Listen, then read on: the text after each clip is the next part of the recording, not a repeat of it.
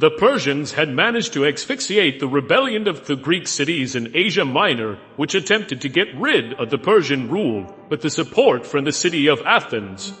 Darius was determined to punish the city of Athens, so much so that the Emperor Darius ordered his servant to keep that in his mind. While serving the emperor's dinner, his servant would tell him, "Master, don't forget the Athenians."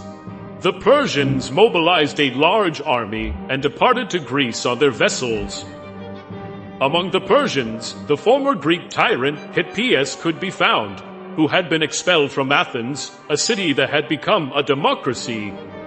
If the Persians managed to dominate Greece, Hippias would become the ruler of the region, but would have to swear allegiance and pay tribute to the Persian Empire.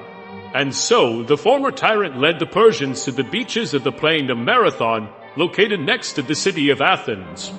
Realizing that the Persians were getting nearer, the Athenians sent the courier Phidippides to Sparta in order to ask for the latter's help. The Spartans replied, saying that they were celebrating Carnea and therefore could only send reinforcements after the 10-day feast. Led by the general Miltiades, approximately 10,000 Greeks headed towards the fields of Marathon. The Greek general strategically positioned his troops on the top of a hill. From up there, they spotted the enormous Persian army with approximately 50,000 units. Nonetheless, the clash took a long time to happen, because despite having fewer men, the defensive position at the top of the hill favored the Greeks, who were still expecting the reinforcements from Sparta. Adding to that, the Persians still believed that with Hippias' reappearances, troops loyal to the tyrant would split the Athenian army into two. Neither the Spartans emerged, nor did those who were loyal to Hippias. After a few days, the Persians decided to act. They decided to split their army, with more than 20,000 units embarking again in their vessels. Among the embarked troops, one could find the mighty Persian cavalry, always decisive in the battlefield. The Persians were planning to leave 30,000 troops with the mission to hold the Greek troops, while the ships with the remaining 20,000 men would go directly to Athens, which was unprotected. The city only had children, women, and old people. Women prayed to the goddess Athena, the goddess of strategic war, and Nike, the goddess of victory. They had been given orders to commit suicide if the Greeks lost against the Persians. The Athenians were in a rather difficult situation. Even after embarking almost half of their army, the Persian numbers inland were 3 times greater than the Greeks. However, General Miltiades, realizing that the Persians no longer had their cavalry, which was sailing to Athens, noticed that the Greeks could have an opportunity against the Persian army. The general decided to relinquish his strong defensive position and launch an attack.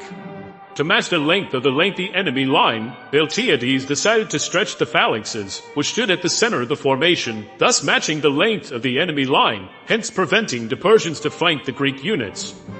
The Greek general weakened the center of his formation and aligned the best troops at the flanks. His plan was to beat the enemy's flank with his lateral troops and then help those who were fighting at the center. It was an inventive plan, yet extremely risky. But ahead of them, they had to face yet another obstacle. The amazing Persian archers, deadly from a distance of 200 meters. The Greek phalanxes moved quite slowly in order to keep the formation aligned, and so they would be exposed to the devastating pouring of Persian arrows for a long time span. Miltiades did the unthinkable. He ordered the Greeks to run the final 100 meters to cross the death zone as fast as possible. The Persians were flabbergasted to see the Greeks running towards them. It was not normal at all to see a phalanx running, particularly if they had more than 30 kilograms of equipment. The rainfall of arrows barely had any consequence, and now the two troops were face to face, and the bloodbath was about to unfurl. The one-on-one clash was intense. In the beginning, the Greek phalanxes, despite being weaker, were able to handle the wave of Persian attacks. However, due to a large number of Persian soldiers, the center of the Greek army started to give in. Realizing that they were about to win, Datis, the Persian general, strengthened the attack. the alignment of the Greek center was almost collapsing. However, the elite Greek troops, fighting at the flanks, managed to defeat the Persian opposition and move towards the center to help their line. The Persian troops were now being attacked from 3 different directions. The panic began to spread among the Persians as they witnessed hundreds of their soldiers tumbling down. It was not just one more battle, it had become a massacre. The Persian soldiers began to fall by the thousands. Retreating was the only way out. The invading Persians ran desperately towards the vessels. The Greek victory was total. However, the Persian squad, which was heading towards Athens, still had to be taken into account. So, despite having been weighed down by battle, the Greeks quickly went back home to stand for it.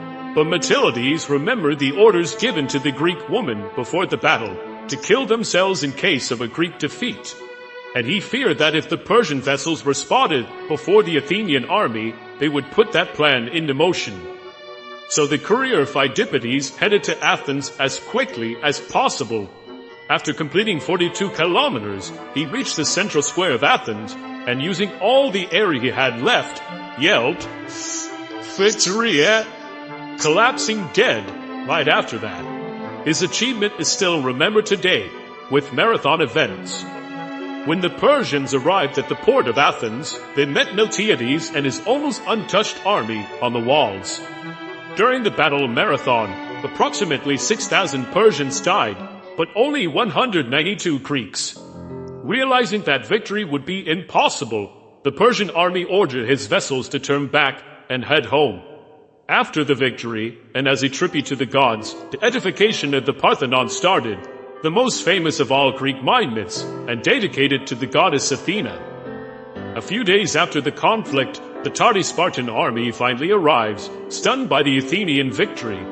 They visited the field of Marathon, and faced with a pile of Persian corpses, perceived that the region had gained a new power. The victory of the Greeks in Marathon represents much more than a great military victory.